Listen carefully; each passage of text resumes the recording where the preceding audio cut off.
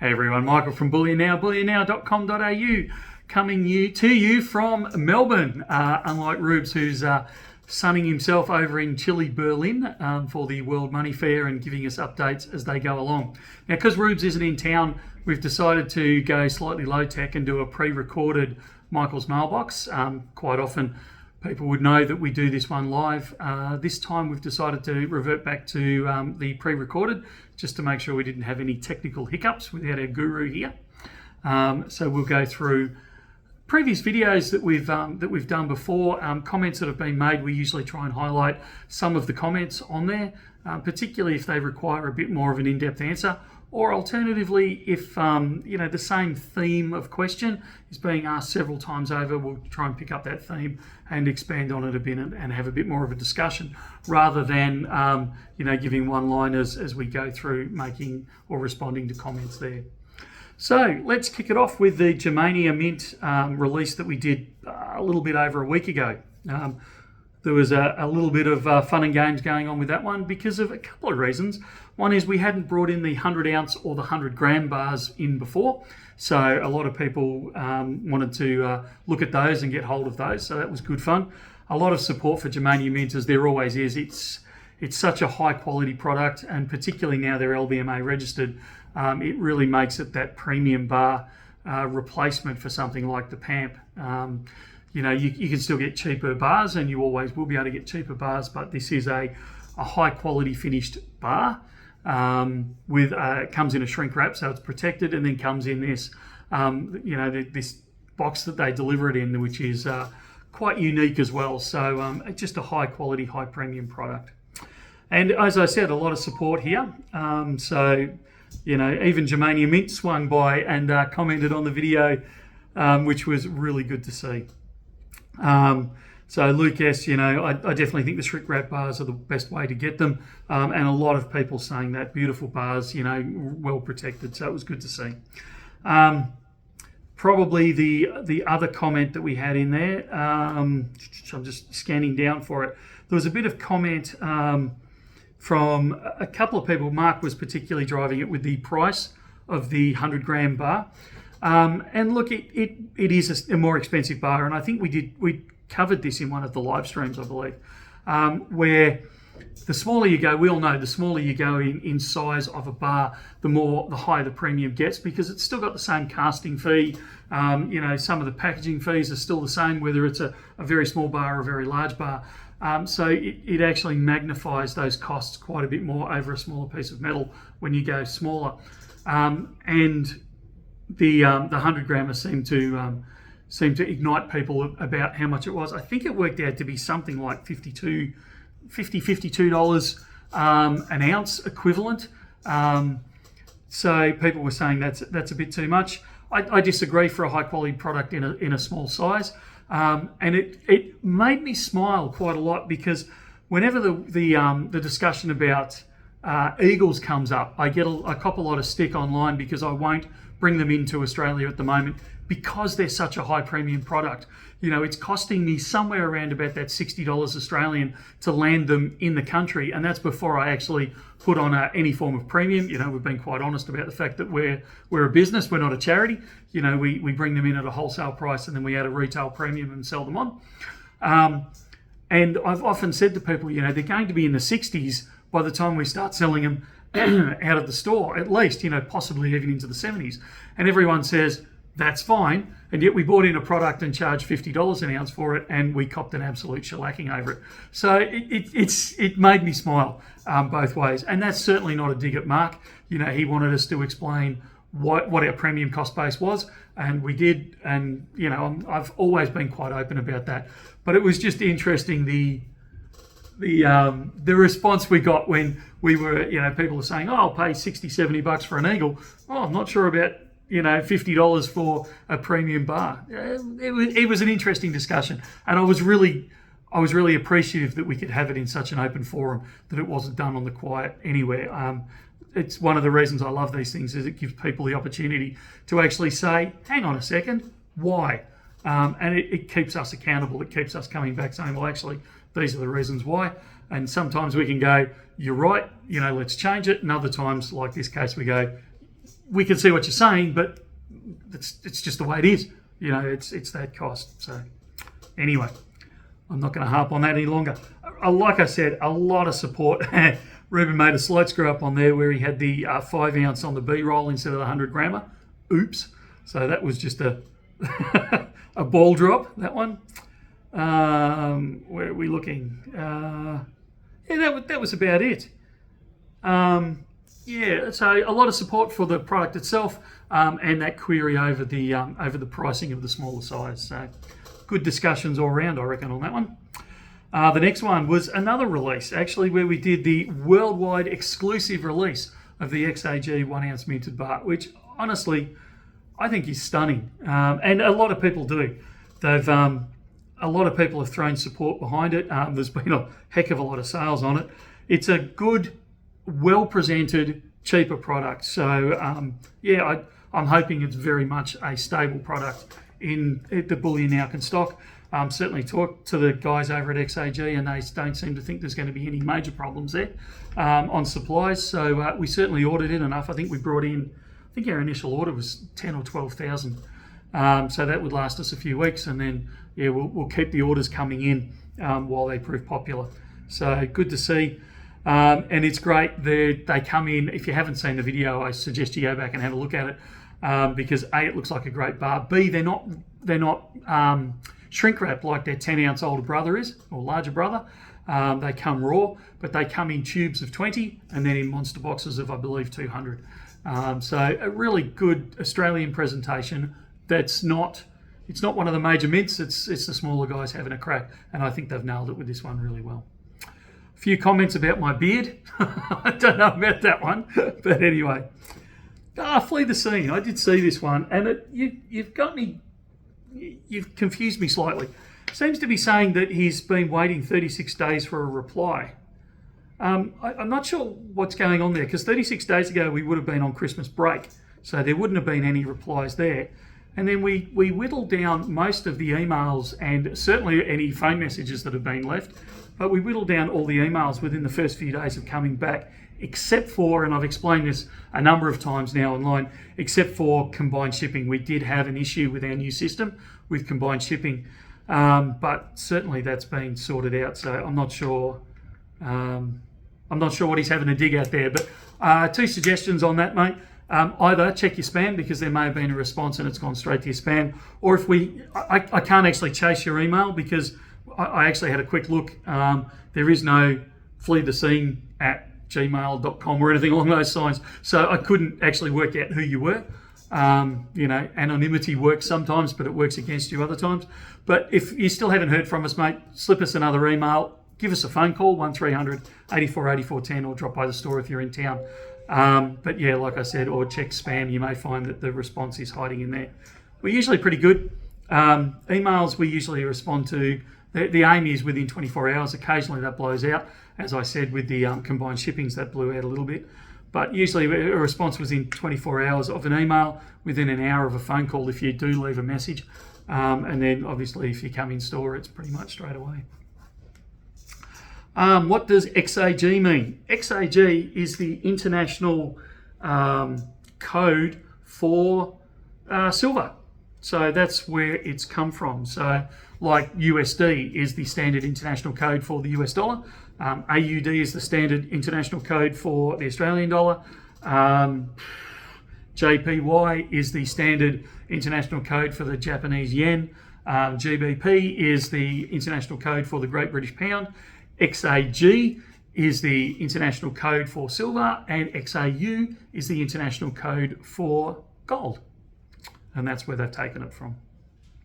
Do they come in a capsule? No, the small 1 ounce rectangular ones do not.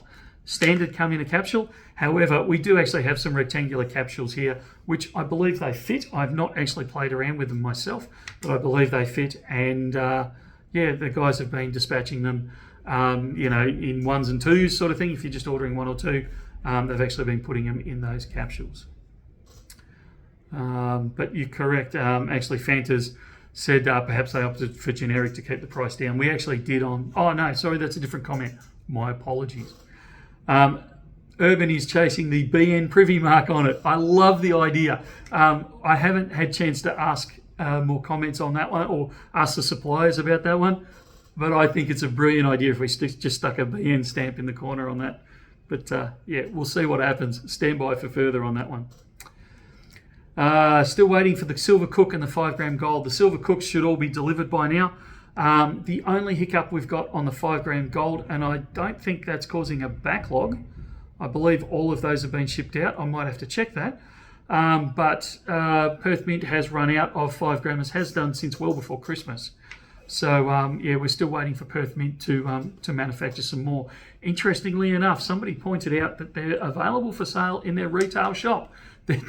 So I don't know what kind of sneaky work they're pulling over there, but on a wholesale level, yeah, we can't get them at the moment. So yeah, Tones. I wasn't going to bring it up, but Flee the Scenes actually commented on this inquiry as well and made a comment about how we haven't responded. And Tones, the breakdown, said exactly what I've said. If you've been waiting 33 days for your order, I hope you switched on enough to know that they've been closed since Christmas and haven't been back. So yeah, and we were very open about that. So yeah, just like I said, send us an email or make a phone call and we'll be able to sort it out real quick. Yeah. Good stuff. That's all there is on that one. All right, small rabbits and new kangaroos. I asked the Perth Mint, this is from Raymond, I asked the Perth Mint what font they was, and they told me they couldn't tell me for security reasons. I don't know. I think that's somebody spinning you a furphy just quietly. I mean, let's face it, you scan it in. I'm certainly not giving counterfeiting advice here, okay? But let's be realistic. If you scanned it into a computer fairly quickly, you could reproduce it. So I'm not sure why they'd, yeah. Maybe I'm just missing something. Maybe, yeah, I don't know. But I like the design. I like the font. Didn't like it initially, but it's grown on me. So, yeah. Marie Cathy, still waiting on a 1/4 ounce gold rabbit. I thought we had those in stock. Just give me a second and I can have a quick squeeze. No, I can't. I'm in the wrong system.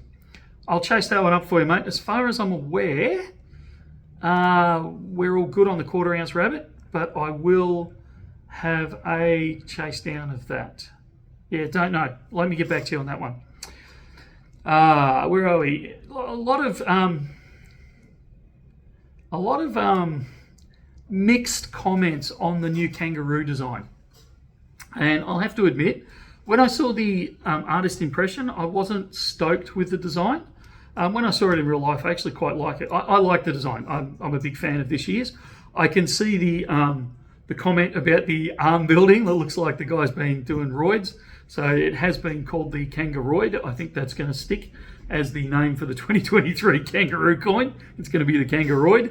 But I actually quite like the design. But it seems to have very much split the community. Some are saying love it, and some are saying, yeah, not so big on this one. So interesting.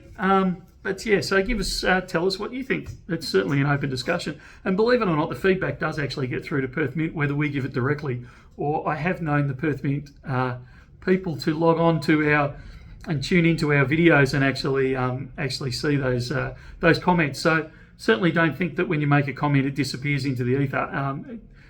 People are actually paying attention and making changes based on your comments. GR, interesting that kangaroo, lunar rabbit, tiger all look similar. I'm wondering if the same artist is responsible. The same artist is definitely responsible for the rabbit and the tiger. That's Ying Jung.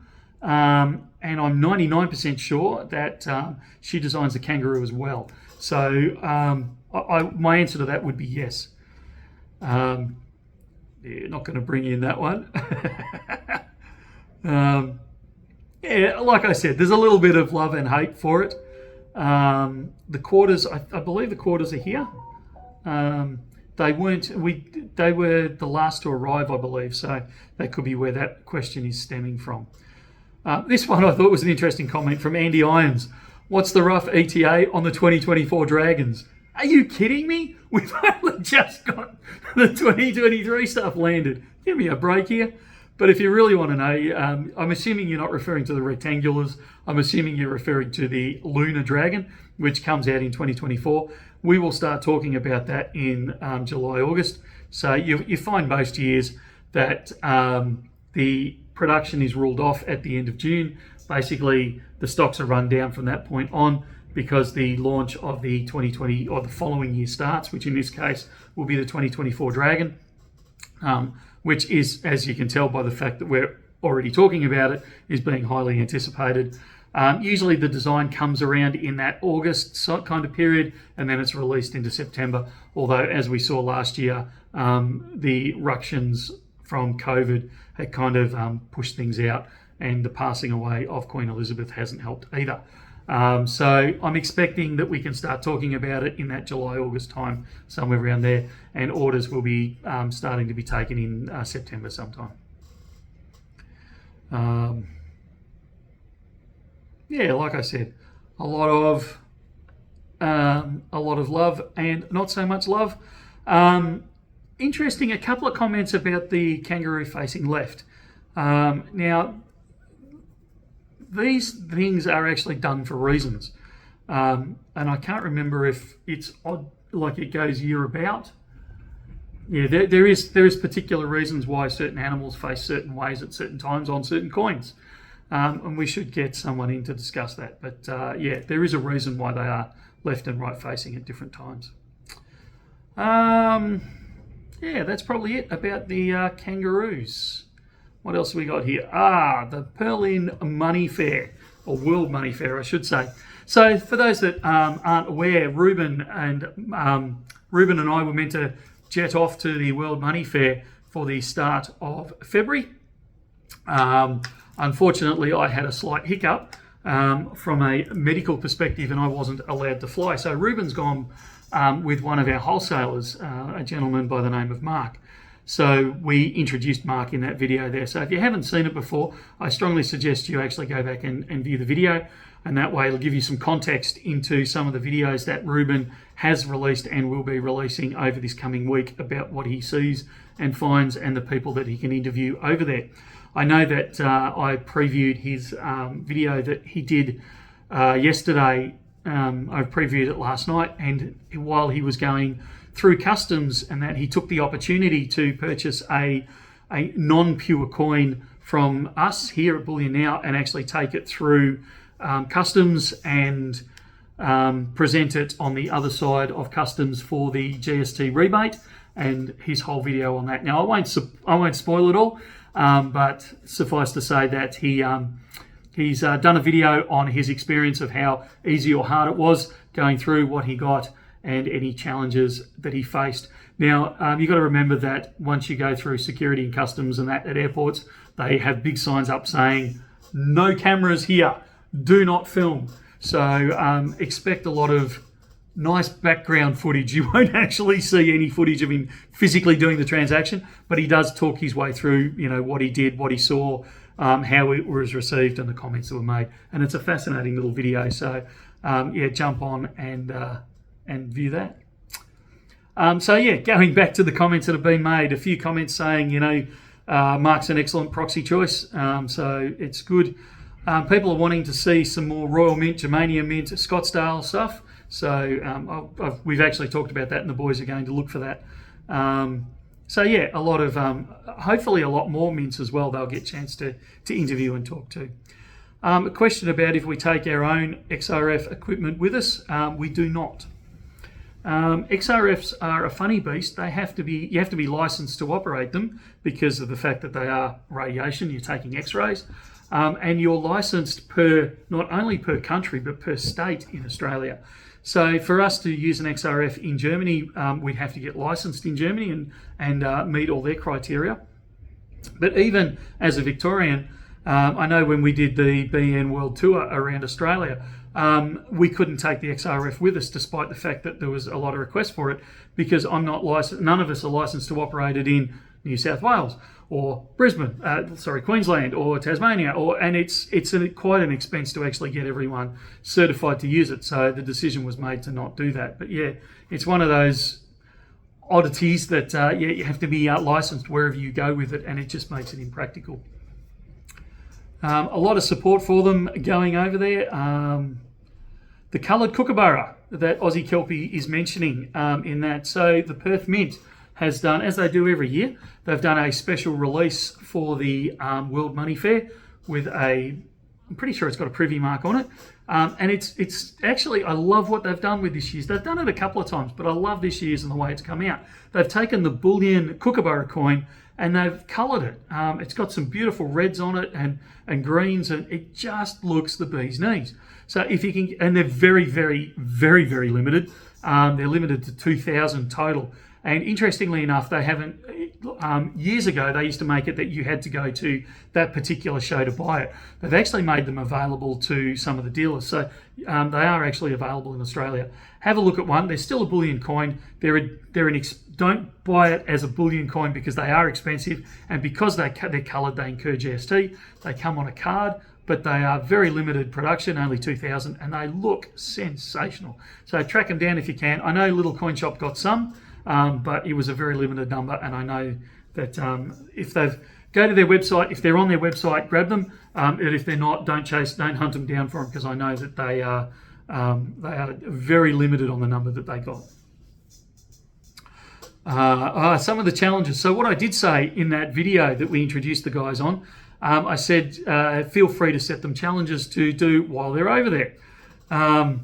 So I set them the challenge of finding a Zimbabwean 1 ounce gold coin and the kilo Death Star that New Zealand made, the 1 kilo silver Death Star, so that New Zealand Mint made. So if they can find those, that's the challenges I've set. Goat set a challenge here. So to find some cheap but still okay quality boxes to put their 1 ounce and 2 ounce coins in.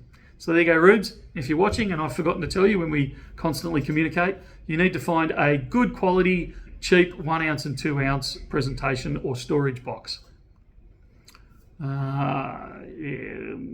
Good. Lots of support for Rubes and Mark going over there. Would love to go and spend my holiday funds. Steve, honestly, mate, if you're a bit of a coin nerd, it's heaven. You can't describe rooms and rooms, and we're not talking like dining rooms. We're talking auditorium rooms, full of pretty much every main dealer or every dealer who's a dealer in all through Europe. A lot of the Americans. There's even some Australian dealers go across there and display their wares. I would challenge you to find a coin that's not there from pretty much any country in the world, because they're all there. They may not be on display, but if you ask a couple of the dealers, I'll guarantee you they'll either say, yeah, I've got it here in the box, here it is, or they'll say, I don't keep that country's or that era's coins, but if you go and see, Billy Bloggs over on that stand, he will have it. And I've never yet found a coin that I can't track down, although I will be surprised if they find the two that I've set Ruben. But everything is there. It is just, honestly, us coin guys you start off geeking out and you just start quivering because the adrenaline goes nuts. As you can see, I'm geeking out right now, so just relax. It puts my blood pressure up the whole lot. It's a great place to be if you're into coins, if you're into stacking, you happen to be able to go to Europe, you want to do it, I can't recommend it enough. Go to the Bullion Money Fair, and it's always this kind of first week in February, barring COVID. Here we go. McDuncan presents challenge. Take a Roo or similar coin and get a photo of it on the flight deck.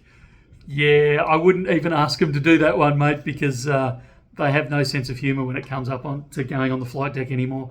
Unlike the good old days where we used to, come on down, sit with us for a while. It gives us someone to talk to. I guarantee, Urban, that they will be able to find many 1966 round 50-cent pieces there. Kebabs are always good in Berlin, that they are. That and the glühwein. Love myself a little glühwein in the cold weather there.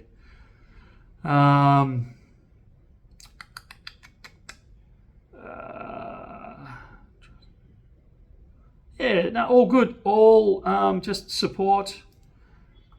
A question here from Switzerland.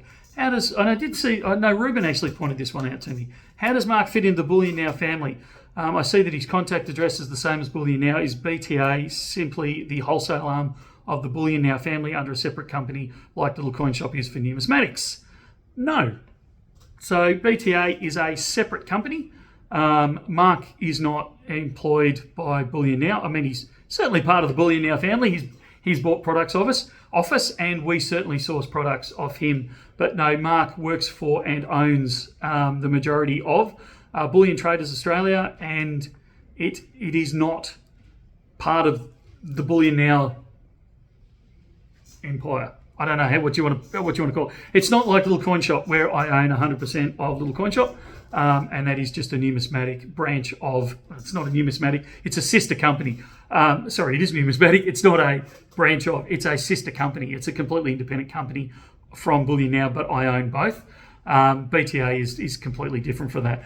Mark's used our address as his registered address purely because he does do quite a bit of work out of one of our offices here. We've hived him off a corner, but mainly because I'm being rude and disrespectful, Mark, and I apologise for calling you a travelling salesman, but he's effectively a travelling salesman. He does far more than that, but he's effectively doesn't need he needs to be able to move around a lot. So he wanted a central base for his post to be sent to, and we take deliveries for him sometimes and things like that. But that's the only reason that address there. He's not. He's not. Yeah, it's not Bullion Now's other arm, if that makes sense. What else have we got there? Bring back sample kebabs. I don't think so. Oh, the currywurst in Berlin. Geez, I've got some stories from that. Far out.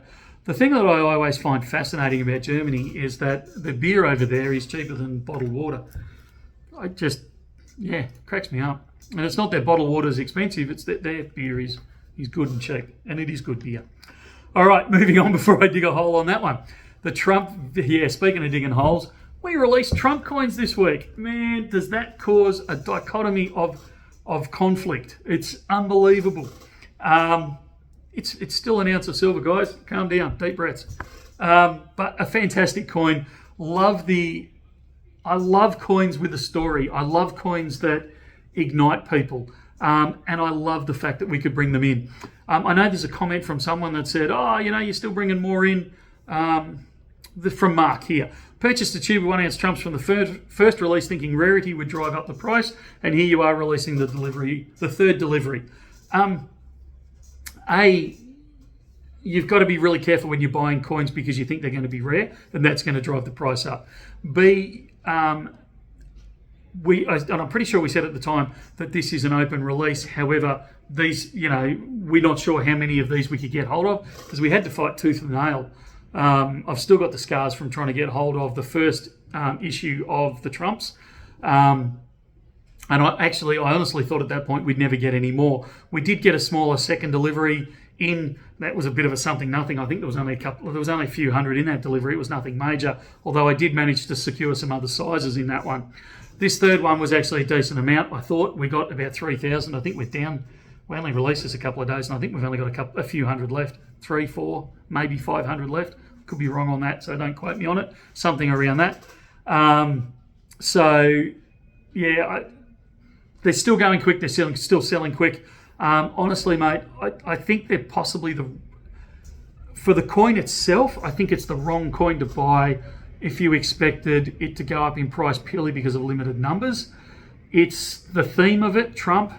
You're really, really tied to what happens over the next 5 years as to if it becomes the collector piece or if it becomes just an interesting oddity. I don't know about that one. You're going to have to see what plays out. I suspect the way Trump's going, and I'm going to upset some people here politically, and it's not a political statement, but I'd suggest he's rapidly. A shooting star comes to mind, where lots of fanfare at the start, lots of impact, lots of thing. But it seems from an Australian looking inwards, it seems that like that star is burning out a little bit, and it's going to fizz. Please don't send hate mail. I'm trying to comment from a coin perspective. I'm not trying to make political statements. I think from a collector coin perspective, it's going to be more an interesting oddity than it is going to be that super rare collectible that everyone chases. Yeah, I don't know how I got bogged down in that, but I did. So lots of support for this coin, lots of hate for this coin, lots of people, and Ruben makes the comment actually during the video of a lot of people that are buying it purely for giving it to someone that doesn't like Trump, which just, it cracks me right up, but that's what people do it for. So lots of those comments. There was a few comments about being sold out so quickly. It absolutely wasn't. It was just a timing issue. The guys that were getting the website listing up and running were running on a slightly different schedule, and I'm talking seconds here, a slightly different schedule to the guys that were getting the video up and running. And the video, I think, landed something like 30 seconds prior to the website actually going properly live. It was there in a sold out form. It wasn't there in a proper sales form. So I think if you logged on in that first 30 seconds, you might have got mixed messages. But yeah, have no fear, it actually came on, and it was purely that timing issue, and we've taken that feedback on board, and I will certainly make sure that hopefully from now on things are released to the web 5 minutes before they're actually released to YouTube, so we don't fall over that one again. Yeah, so my apologies if that caused any consternation on that one. Yeah, so Kane, you made the comments there. Why is it 2 to 5 people get to buy them all? How about some loyalty to the smaller customers? I've paraphrased what you said, mate, but yeah. Look, it's A, we try and source more, but B, this one was purely a timing issue. We are very conscious, and in fact, with quite a lot of these things, and I know Manners made the comment there about for more popular items, you know, BN's letting him down, and again, I'm paraphrasing what Manners saying, but and it, like, I did a video on this, and it breaks my heart when these things happen and these comments are made, because it's the whole reason we are here is to provide that better customer service to people, and actually provide these things for them. So we're trying is the best way. We try and limit numbers where things are super popular. We're trying to sort out these problems, make sure that we get enough in stock. Our hands are tied. This case, it was purely a case of mistiming for that first 30 seconds. But yeah, it's I get the problem, and like I said, it really does give me heartache that issue occurs occasionally. A lot of comments about Trump's presidency. I'm staying away from that. Yeah. Last one. Actually, Ruben's released it. So my apology. He must have released it while I was recording this video. Yeah, it's been released, and there's actually been a couple of comments made on the video of him travelling internationally with non-pure, so 22 carat coins. So for people that are jumping too quickly, there's a couple of things there. One is GST is not charged on pure normal bullion coins. There are some coins that do get GST charged on them even though they are pure, so proof coins, those type of things. But just your normal circulation coins don't, if they're pure. Some of the older type coins, so in this case Ruben's taken a sovereign, they're not pure, and they're sold, you can't really argue, even though they are still legally circulation coins, they're not being sold based on their face value, so therefore they incur a GST. They're not pure, they aren't sold on their face value, therefore they are a GST-able item. In this case, quite often we get complaints, legitimate complaints, and I fully support the complaint. We get complaints that, you know, I have to pay GST even though it's a gold coin. This is one of the cases where it works in your favour. So Ruben has purchased, and he did it at arm's length. So, you know, if the tax department or anyone wanted to investigate it, they would see that it's all done at arm's length. But he purchased a coin at retail price from Bullion Now, and then took it through customs, and he was able to claim that GST back. So he actually got the coin 10% cheaper than he would if he'd just bought it and stuck it in his pocket and never done anything with it. So I'm not going to spoil his thunder. He goes through a lot of good things in that video. So I strongly encourage you to actually view that video. But some of the comments that have been made here, So yeah, Midnight Gardener, great video, Ruben. Fully support that. I was first made aware of this on the fantastic Bullion Now World Tour in Melbourne, which was a gem of bullion information. I'm glad you found that. Looking forward to the second part of the video when you get back to how long it took to receive the funds. So at the end of the video, and again, not stealing his thunder, but Ruben talks about the fact that it's a bank transfer. They don't hand you over cash because, I mean, the poor guys over there are stuck with two options. One, they hand you cash in Australian currency, and you're going to go, well, I'm leaving the country. What the heck am I going to do with that? Or B, they hand you, they keep everyone's currency from every single current place around the world, which is obviously, again, impractical for them. So it is a bank transfer through to you. But it'll be interesting to see how long it takes for that transfer to go through. It'll also be very interesting to see what happens now Ruben's left the country with it, if he will actually sell it overseas and see what sort of numbers he gets, so he can then go, well, I paid X for it in Australia. And I noted in the video, and again, I am stealing your thunder a little bit here, Rubes, I apologise, but he actually noted the spot price when he sold it, when he purchased it, so then he can sell it in Germany or somewhere else on his travels, and then he can do a direct comparison of this is what I got back. And for those that are curious as to why we would do that, and we'll discuss this more, and I'm hoping that Ruben and I can sit down and have a fuller discussion on it, but it is a way of not having to suffer the cost of foreign exchange in airports where you go in, or in towns for that matter, where you roll in with, in our case, Australian dollars, you want to convert it into euros, and you're taking not only the foreign exchange rate, but also the commissions and charges and rates that the foreign exchange dealer is giving you. You can actually just roll in with a 1 ounce of gold, or in Ruben's case, a sovereign of gold, and present it. They're recognised around the world, and be paid out for it, and not have to worry about all that foreign exchange fees, bad rates, and all that sort of stuff. You get gold rate in that country. So further information coming on that one. Simbunji likes the format. It's interesting because in that you see, like I said, hinted at earlier, you see a lot of Germany, so I think it's great. Know the implications of importing bullion into your country of destination. Can't emphasise that enough. Feel free to ask the bullion dealer. However, he is not the font of knowledge. Go back to the country that you're importing them into and talk to them. Talk to their customs people. Usually it's a Google search will tell you quick enough. If you're taking silver into a country like the UK, they will charge you VAT. I think it's, can't remember. I think it's 17% VAT on it. So just be aware of that if you're going into somewhere like the UK. Taking gold into India, that's another hotspot that we tell people to avoid. So be aware of what you're taking into the country you're going to. So Yamayo, can you do a video coming back in with it? Which Ruben's agreeing to by the look of it, but I suspect Ruben's going to sell it overseas. So he may not be able to, but he may be able to bring in, and if he's not already thinking about this, he may be able to buy some gold or silver overseas and actually bring that back and show his experience coming into Australia. How's the jet lag, Ruben? Been surprisingly all right, to be honest. Getting pretty tired when the sun goes down. Well, that's good, but not too bad besides. Excellent. I'll let you in on a quiet secret. Jet lag's has a lot less impact when your boss sends you business class.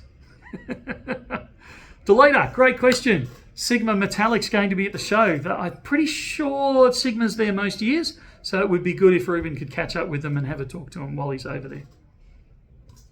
And that's it. So that's it for Michael's mailbox. Hope you enjoyed it. It does go a bit longer than normal because we try and break down quite a lot of the comments where we can. If you've got a comment that you'd like me to make a further comment on, anything that's concerning you, put it down below. We do check them regularly, and either we make a comment typing, or we do a section like this, or we cover it in a live stream. Particularly those questions that are a little bit more entertaining, because we can flesh them out quite a little bit more in real life. That's it for now. Tune in for more videos very, very soon. We'll talk soon. See ya.